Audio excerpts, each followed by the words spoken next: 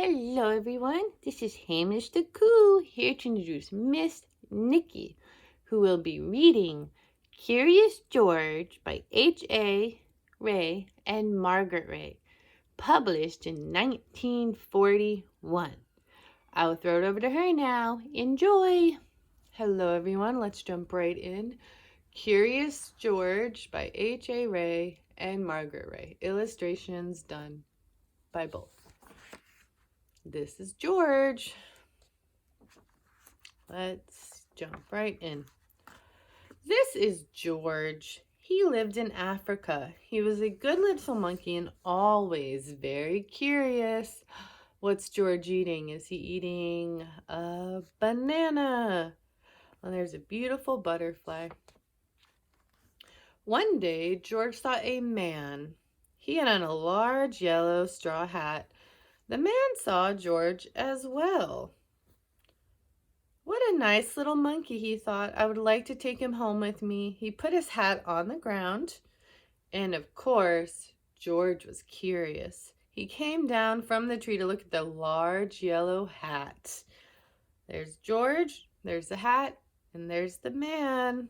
What will happen next? The hat had been on the man's head.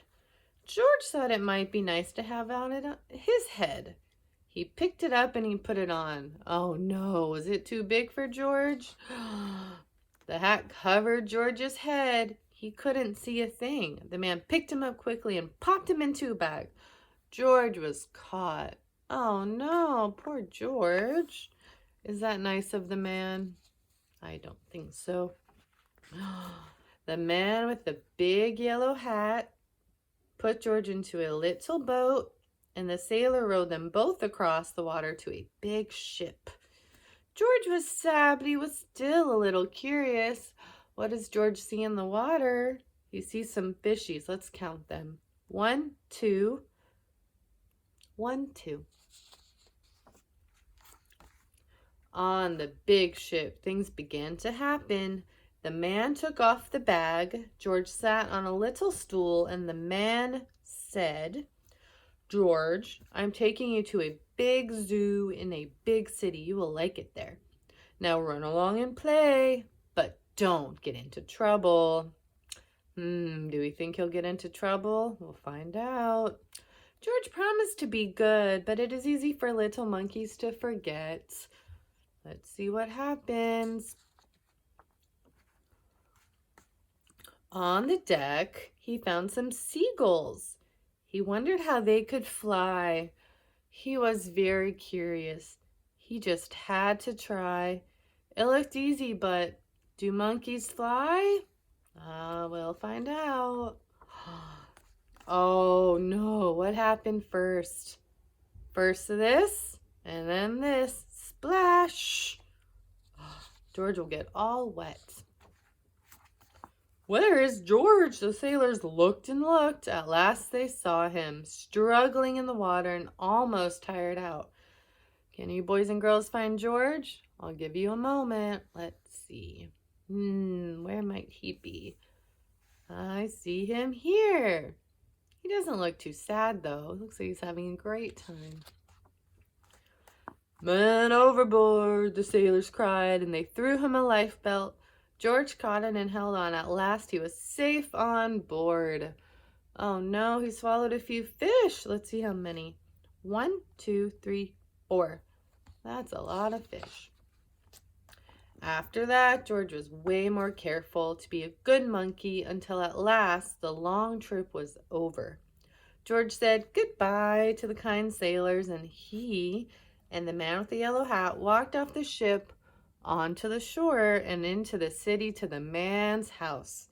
And what do they have here? They have their passports because they were visiting a different country. After a good meal and a good pipe, George was very tired. But should monkeys smoke? No. Please remember, this was written in 1941. He crawled into bed and he fell asleep at once. He was exhausted. Oh, let's see what's in his bedroom. He has a nice comfy chair, he has some slippers, he has some bananas, maybe some mangoes, and his overnight bag. Doesn't he look cozy? The next morning, the man telephoned the zoo. Bring, bring, bring. George watched him. He was fascinated. Then the man went away. George was curious. He wanted to telephone too. He went, shh, shh, shh.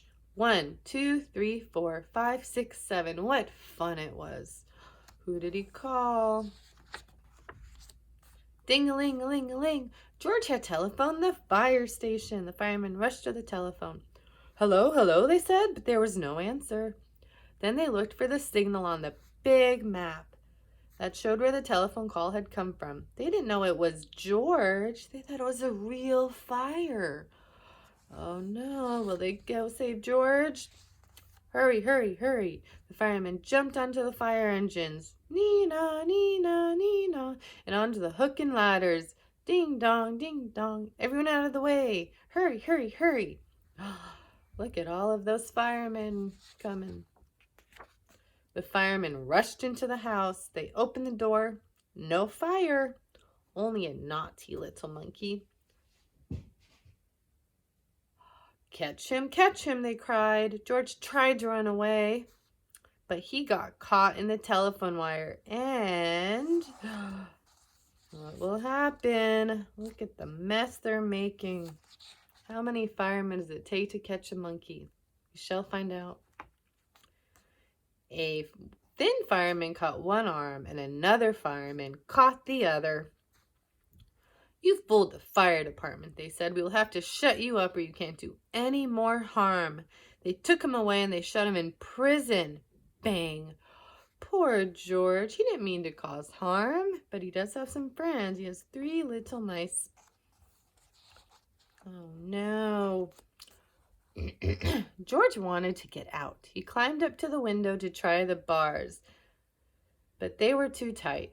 Then the watchman came in. He got on the wooden bed to catch George, but he was too big and heavy. The bed tipped up, the watchman fell over, and quick as lightning, George ran through the open door. Ouchie! Think that hurt his head? He hurried through the building and out onto the roof, and then he was lucky to be a monkey. He walked onto the telephone wires quickly and quietly over the guard's head. Shh! George walked away. He was free. Down in the street, outside the wall, stood a balloon man. A little girl bought a balloon for her little brother. George watched. He was curious again. He just felt like he must have a bright red balloon. He reached over and tried to help himself. But what will happen, boys and girls? But let's see what the man has in his bag. He looks like Mickey Mouse and maybe a Pudsey as well. And look at the little boy. He's so excited. Let's see what happens to George. Instead of one balloon, the whole bunch broke loose. In an instant, the wind whisked them all away, and with them went George, holding tight with both hands. Oh no, it's quite high for a monkey. And the balloon man says, "Come back with my balloons, you naughty monkey." Up, up he sailed, higher and higher. The houses looked like toy houses, and the people like dolls. George was frightened. He held on very, very tight. And can you spot someone down below? Let's see. I see the man with the yellow hat. Where is he going? At first, the wind blew in great gusts. Then it quieted. Finally, it stopped blowing altogether. George was very tired. Down, down he went, bump, onto the top of the traffic light. Everyone was surprised. The traffic got all mixed up. George didn't know what to do. And then he heard someone call, "George!" He looked down and saw his friend, the man with the yellow hat. At least he found him again. George was very happy. The man was happy too. George slid down the post, and the man with the big yellow hat put him under his arm. He paid the balloon man for all of the wonderful balloons, and then George and the man in the yellow hat climbed into the car, and at last away they went, zoom, with all of their lovely balloons. To the zoo. What a nice place for George to live in. Look, he gave all of his new friends balloons. He gave the giraffe a balloon, the lions, the elephants, the penguins, the flamingo, the turtle, the rhino. How lucky they are. The end. Say goodbye, George. Say goodbye, George. Goodbye, man. Goodbye, book. We'll see you a different day. Wasn't that a fun book? Back to Hamish the Coo. Hello, everyone. I hope you enjoyed. That was a fun story, wasn't it? Now remember, if you like what you see, subscribe, and there's more to come. Bye, everybody. Have a great day.